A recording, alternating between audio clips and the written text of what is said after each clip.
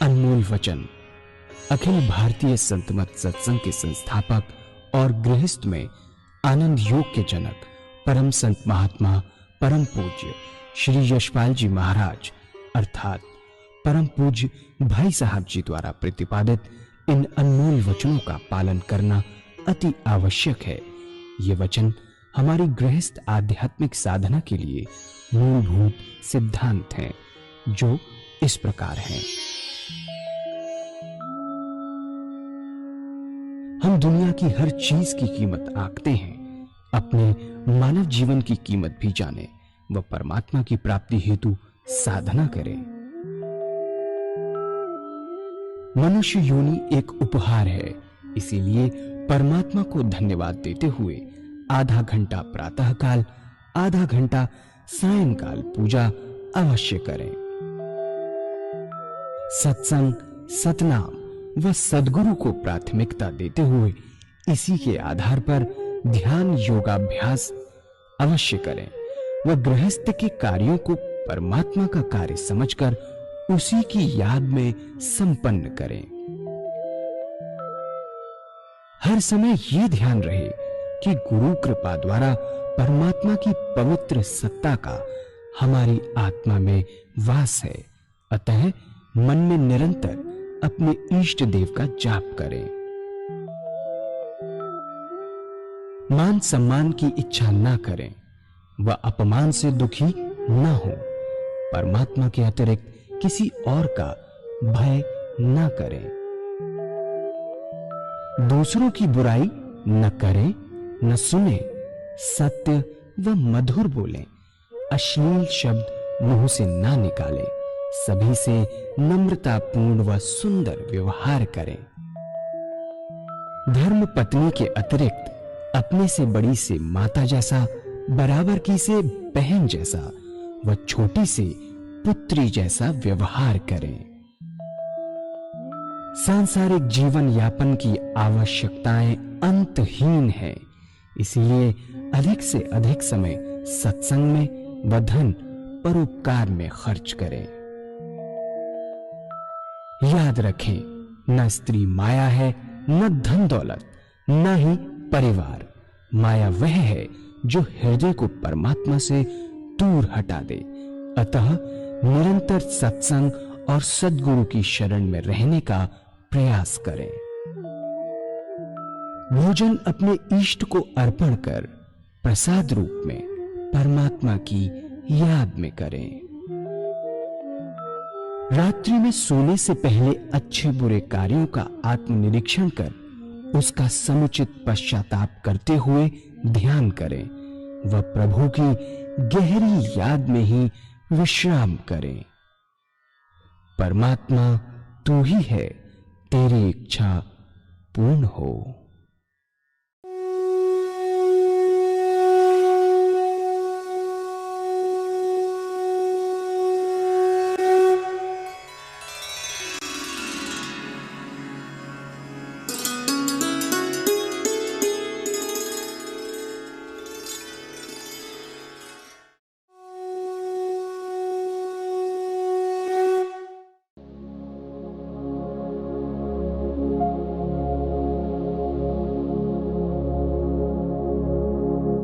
जय सद्गुरुदेव जय पद शरणं श्रेयस्वरूप चरणों शरणं। जय सद्गुरुदेव जय पद शरणं श्रेयस्वरूप चरणों शरणं। अब क्या किया, आगे देखा कि ये तो हमारी शुरुआत हो गई पूजा की। इन संतों ने देखा कि हर मनुष्य भोजन करता है और आधा घंटा दोपहर को लगाता है और आधा घंटा रात्रि को लगाता है। ये नई चीज नहीं है, बहुत पुरानी चीज है जो मैं आपके सामने रख रहा हूं। अब क्या है कि ये समय खाली है, भोजन कर रहे हैं, दुनिया का कोई व्यवहार नहीं कर रहे, कोई काम नहीं कर रहे। इस भोजन के तरीके में परिवर्तन लाना पड़ेगा और वास्तविक परिवर्तन यही था जो मैं आपके सामने रखूंगा। पर हुआ क्या कि वेस्टर्न कल्चर की हमारे पर छाप पड़ी और हमारा स्टैंडर्ड 2.5 फुट ऊंचा हो गया। पहले जमीन पर बैठकर भोजन करते थे, अब मेज कुर्सी पर बैठकर भोजन करते हैं। इसमें कोई नुकसान नहीं, करिए बड़े आराम से। फर्क क्या हुआ कि जितने दुनिया के वार्तालाप हैं वो खाने की मेज पर बैठ के करते हैं, ये चेंज हो गया। इस तरीके में तब्दीली लानी होगी यदि आप आध्यात्मिक जिंदगी चाहते हैं। वो क्या है कि जैसे भोजन आपके सामने आए, और बहुत से भाई लोग करते भी होंगे इस चीज को, ऐसी बात नहीं है, भगवान के अर्पण कर दीजिए।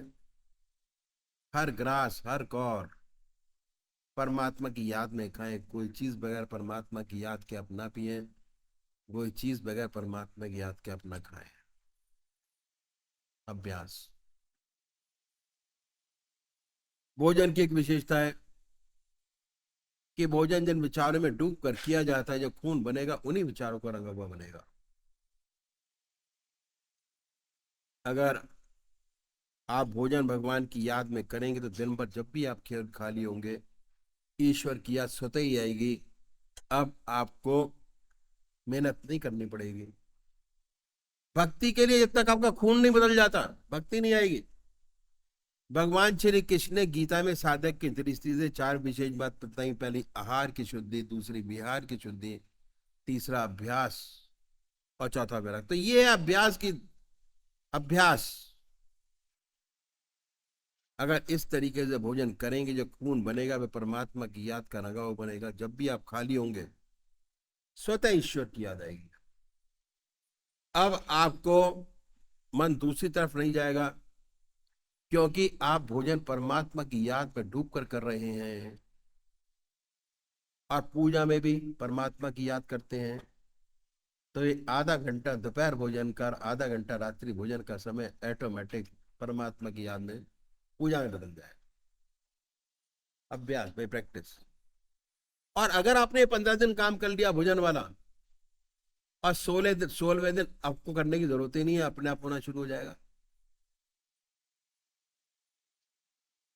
क्योंकि एक चीज को बार बार करते करते, मन रिपीटेडली करते करते उसकी आदत बना लेता है। और बड़ी सुंदर एग्जाम्पल हमारे पास इसकी है। हमारे कार्यक्रम होता है, लोग इकट्ठा होते हैं, आए कि भैया जी सारी चीजें छूट गई हैं, एक चीज रह गई। मैंने कहा हाँ भैया बताओ क्या रह गया। तो कहते बीड़ी पीना मेरा रह गया। बड़े आराम से, और साहब बड़ी पीड़े में कितने बंडल लेके आए हो 2 दिन के लिए? कहता 4 बंडल लेके आए हो। बहुत अच्छी बात है। पर आत्मा कहती है छूट जाएगा तो जीवन बड़ा सुंदर और अच्छा हो जाएगा। मैं भाई आत्मा की आवाज सुनो, जो आत्मा कहती है वो करो आप। उसके बाद क्या हुआ कि कहता साहब मेरे पर रहेगी तो मैं पीता रहूंगा, आप रख लो अपने पास। मैं कहा ला, ले ली, रख ली। अगले दिन सुबह आ गया फिर दोबारा 6 बजे ही कि भैया जी जगे हुए हैं। मैंने कहा हाँ जगे हुए हैं, बताओ क्या हुआ। कहता सब काम नहीं चल रहा, मेरे को जो बंडल दिए थे वो वापस कर दो। मैं कहा ले भाई वापस ले जा। ले गया, चलता रहा, बराबर चलता, बराबर चलता रहा। उसके बाद क्या हुआ कि 2 साल बाद फिर वो कार्यक्रम में आया, तो फिर वो गर्दन नीचे करके बैठा हुआ है। क्या हुआ? कहते साहब मन कहता था पर काम हुआ नहीं, और अब की बार जो है वाकई में छोड़ के जाऊंगा, 2 लेके आया हूँ अब की बार। मैं कहा ला, फिर ले लिए, रख लिए उठा के। अगले दिन सुबह फिर पहुंचा, कहता है कि बड़ी मुसीबत है, काम चला नहीं साहब, फिर वापस कर दीजिए। मैं कहा ले, फिर वापस ले गया। 2 बार हो गया। उसके बाद हमारा कार्यक्रम था हिमाचल के अंदर, तो हिमाचल में हुआ है, और हिमाचल में इस चीज पर बैन है वहां पर। और जहाँ कार्यक्रम था वो 5 किलोमीटर तक कोई ऐसा परचेजिंग का वो नहीं था जहां पर ये चीज मिल सकती है उसको कहीं पर। फिर आया लटका के मुंह, भैया जी यही रह गया। मैं कह ला, तो अब वो दी नहीं उसने। कहता है सब आपको दूंगा नहीं मैं, वो पीपल का पेड़ है उसके ऊपर रखा था जाके। चला गया पीपल के पेड़ पे रख के आ गया। रात को बारिश हो गई। और खूब कस के बारिश हुई और जो उसके बंडल थे वो पिघल गए सारे। अब सुबह जरूरत पड़ी तो देखता है पीपल के पेड़ की तरफ, और नीचे देखता है, क्या तो कमाल हो गया, 5 दिन वो हमारे साथ रहा, उसके बाद छोड़ गया। तो ये जो रास्ता मैं आपको बता रहा हूँ, ये मन को पक्का करने का रास्ता है, स्ट्रांग विल पावर। और सबसे बड़ी बात क्या है कि जितनी विल पावर आपकी स्ट्रांग होगी, आपका परमात्मा उतना ही मजबूत होगा। और जितनी विल पावर आपकी कमजोर होगी, उतना आपका आत्मा परमात्मा जो कमजोर होगा। ये टेस्ट है, प्रैक्टिकल लाइफ का टेस्ट यही है कि जितना आप मजबूत तो आपका इष्ट मजबूत, आप कमजोर तो आपका इष्ट कमजोर है। अपने मन को, अपनी आत्मा को स्ट्रांग करके चलिए, जिससे आपके गृहस्थ के सारे काम सुंदरता पूर्वक पूरे होते चले। अब क्या हुआ कि ये पूजा में बदल गया। तीसरी बात क्या, इन संतों ने बड़ी भारी जोर दिया स्वादेंद्रिय निग्रह पर। जब तक स्वाद पर कंट्रोल नहीं होता, आत्मा की सारी इंद्रियों पर कंट्रोल नहीं हो पाता। और स्वाद पर कंट्रोल करने के बहुत सी चीजें, बहुत से महात्मा बड़ी बड़ी चीजें करते हैं, है ना। स्वादेंद्रिय निग्रह, और इसका सुंदर तरीका संतों ने बताया। बहुत से महात्मा बहुत कष्ट उठाते हैं स्वाद पर कंट्रोल करने के लिए। बहुत से फीका खाते हैं, बहुत से मीठा खाते हैं, मग्गा बाबा के नाम से मशहूर होते हैं। जिसने दाल डाल दी, दाल डाल दी, आटा डाल दिया, आटा डाल दिया, नमक डाल दिया, नमक डाल दिया, उसका पानी पे चढ़ाया, पी गए, स्वाद निग्रह करने के लिए। बड़ा तप और तपस्या करते हैं। कोई कोई महात्मा तो घास घोट के सारी जिंदगी निकाल देते हैं। ऐसे बहुत से महात्मा आपने देखे होंगे वृंदावन के अंदर, जो सारी जिंदगी पीपल के पत्ते घास घोट कर जो है करते चले जाते हैं। स्वादेंद्रिय निग्रह हो जाएगा। अब पूजा के 2 घंटे आपके हो गए। आधा घंटा सुबह पूजा, आधा घंटा दोपहर भोजन, आधा घंटा रात्रि भोजन, आधा घंटा शाम पूजा, 2 घंटे। अब क्या हुआ है कि अब ये देखा इसके बाद कि और कौन सा समय हमारे पास ऐसा है जो खाली है। अब रह गया निद्रा का समय, नींद का। हर मनुष्य सोता है। आज सोने में 6 घंटे सब सोते हैं, कोई 6 घंटे सोता है, कोई 8 घंटे सोता है। अगर इसमें थोड़ा सा परिवर्तन कर लिया जाए तो बहुत बड़ी बात हो जाएगी। 20 मिनट परमात्मा को दीजिए। जब दुनिया के सारे काम समाप्त हो जाएं, अपनी चारपाई पे बैठिए, बैठ के 20 मिनट का कीजिए। पहला कीजिए आत्मनिरीक्षण। जो दिन में काम किया उसको सोचिए, और ये देखिए कि कौन सा आपने अच्छा काम किया और कौन सा आपसे गड़बड़ हो गया था। जो अच्छा काम है वो अपने इष्ट देव को अर्पण कर दीजिए। अच्छा काम कौन सा होता है? जिससे दूसरी आत्मा प्रसन्न होती हमेशा। अगर ऐसा कोई काम आपने किया है, अपने इष्ट देव को अर्पण कर दीजिए कि हे प्रभु, आपकी वजह से हुआ, आपने किया। कभी प्रतिशोध प्रतिरोध की भावना पैदा ही नहीं होगी कि मैंने इसके लिए काम किया, इसने मेरे लिए कुछ नहीं किया, या मैं हेल्प मांगने गया, मैंने इसकी हेल्प की, मैंने अपने लिए हेल्प मांगी तो उसने की नहीं, है ना। पुराने जमाने में आपके कहा जाता होगा कि नेकी कर कुएं में डाल, छोड़ दीजिए। उसके बाद देखिए आपके अंदर कौन सी कमियां हैं।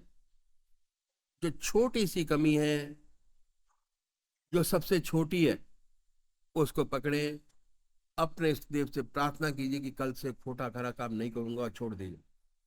क्या होगा उससे? बहुत बड़ी बात हो जाएगी। अगर क्या है, आत्मा कहती है कि कोई बात नहीं, कोई नहीं है, कोई बात नहीं, नहीं है, नहीं है। अगर आत्मा कहती है, आत्मा से पूछिए, आपकी आत्मा सबसे बड़ा गुरु है। अब वो डिसाइड करता है कि कौन सा अच्छा काम किया, कौन सा खराब काम किया। कहती है कि झूठ है, कपट है, हमारी जिंदगी में काम है, क्रोध है, लोभ है, मोह है, अहंकार है। अगर ऐसी कोई चीज नजर आती है, और बहुत सी छोटी छोटी कमियां होती हैं, आत्मा कहती है छोड़ देंगे तो हमारा जीवन बड़ा सुंदर होता चला जाएगा, पर छोड़ नहीं पाते क्योंकि रास्ता नहीं है छोड़ने का। सबसे बड़ी बात, रास्ता नहीं मिलता। इन कमियों से मुक्ति करे, प्रार्थना बहुत बड़ी चीज है। और परमात्मा के सामने प्रार्थना करेंगे तो परमात्मा हमारी आत्मा को बहुत ऊंचा उठाता चला जाता। आत्मा हमारी परमात्मा उठाता, कोई नहीं उठा सकता इसके अलावा। तो प्रार्थना करने का सबसे अच्छा तरीका क्या है कि अपनी आत्मा से पूछे, छोटी सी जो कमियां हमारे अंदर है, ठीक है, बड़ी को ना पकड़े, छोटी को पकड़े। जो आदतवश हो जाते हैं, जैसे कप लड़ाने की आदत पड़ गई है, उसमें झूठ बोल जाते हैं। झूठ तो झूठ है, बगैर मतलब झूठ क्यों बोले। परमात्मा से प्रार्थना कीजिए कि हे प्रभु, ऐसी शक्ति प्रदान करो हमको कि कल से छोटी सी खराबी ना हो। वायदा कीजिए, छोड़ दीजिए, छोड़ दीजिए। अगर आप छोड़ते चले जाएंगे तो आपकी इच्छा शक्ति बढ़ती चली जाएगी। धीरे धीरे बड़ी बड़ी कमियां जो हमारे अंदर हैं, जिन्हें सोचते कि ना जा पाएंगी, वो भी छूटती नजर आएंगी। जीवन बड़ा सुंदर और अच्छा होता चला जाएगा। खराबियां, शर्त किस बात का है कि जिस बात का भगवान से वायदा करें उसे पूरा अवश्य करें। अगर नहीं करेंगे तो इच्छा शक्ति घटेगी। वायदा न करना अच्छा है, लेकिन वायदा पूरा करके न करना खराब है। जो वायदा करें पूरा करें, अपनी इच्छा शक्ति बढ़ाते चले जाए। अब कोई भी इंसान ऐसा नहीं है जिसमें 1000-2000 से ज्यादा खराबियां हो, और वही दिमाग के अंदर घूमती रहती हैं सारे। अब क्या है कि तराजू है, इधर पल्ला भारी है, विचारों में बढ़ोतरी है, ये हल्का हो गया। धीरे धीरे एक एक चीज छोड़ते चले जाएंगे, बैलेंस होता चला जाएगा, और इधर अपने आप भारी हो जाएगा, इधर हल्का होता चला जाएगा। पूजा में मन ज्यादा लगेगा उस टाइम पर। तो क्या है, उसके बाद इच्छा शक्ति बढ़ाइए। और जिंदगी के अंदर जो खेल है वो सिर्फ इच्छा शक्ति का है और कुछ नहीं है। जो सोचा कर डाला, हटियोग। और परमात्मा मदद करता है उसके लिए। इसके बाद ईश्वर का ध्यान कीजिए। जब ध्यान अच्छा लग जाए तो उसी के ध्यान में सो जाइए। परमात्मा को याद कीजिए, उसी की याद में सो जाइए। ये अभ्यास करेंगे तो ऐसे सुंदर विशेष लाभ आपको मालूम होंगे। ऐसे भाई बहन है जिन्हें ऊट पटांग सपने आने बंद हो जाएंगे। डरावने सपने, नींद अच्छी आएगी। घोड़े बेच के सोना, बेखबर होके सोना। और जब अभ्यास और बढ़ेगा तो आपके सपने बदल जाएंगे। अब सुंदर सुंदर सपने आएंगे। जब डरावने आते तो उनमें अपने आप बदलाव आना शुरू होगा। सुंदर सुंदर सपने आने शुरू हो जाएंगे। जब आपने सुंदर सुंदर सपने देखे, सुबह उठेंगे तो कितना अच्छा मन आपका होगा।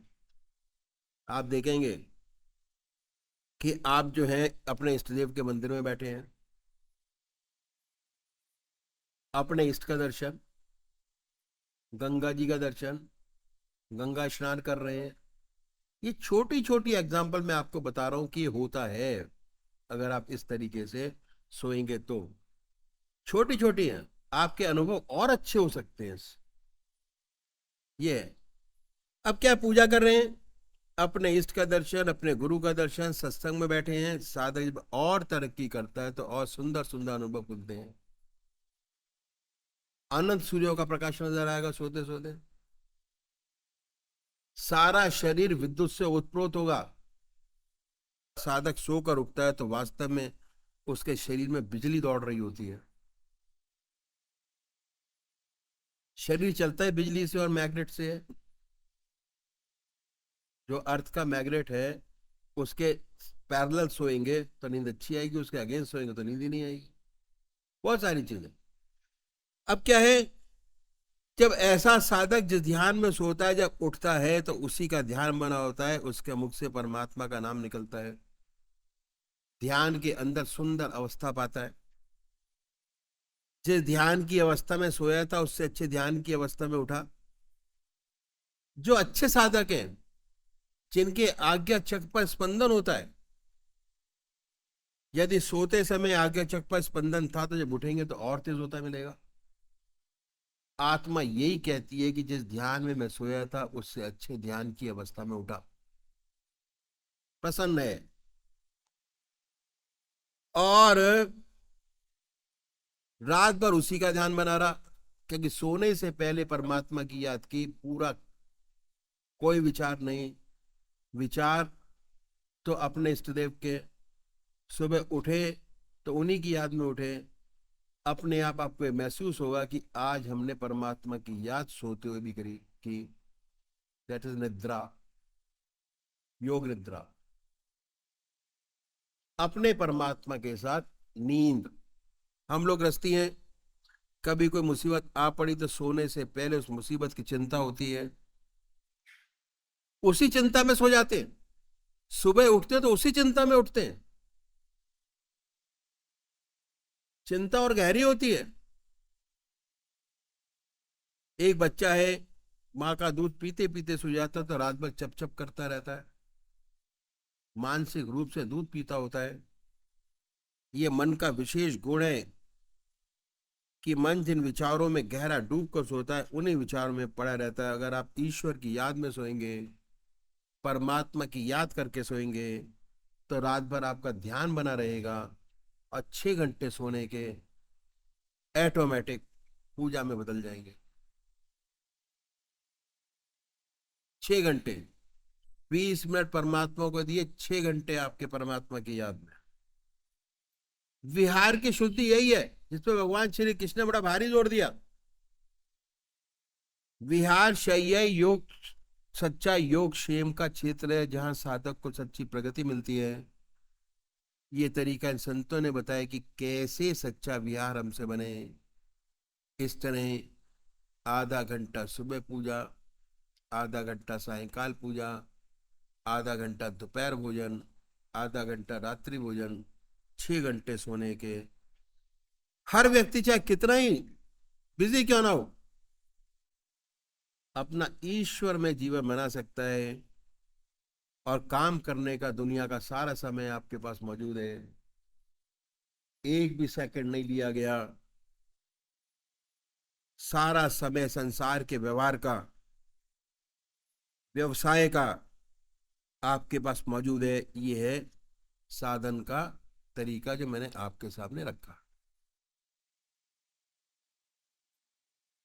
परमात्मा तू ही है, तेरी इच्छा पूर्ण।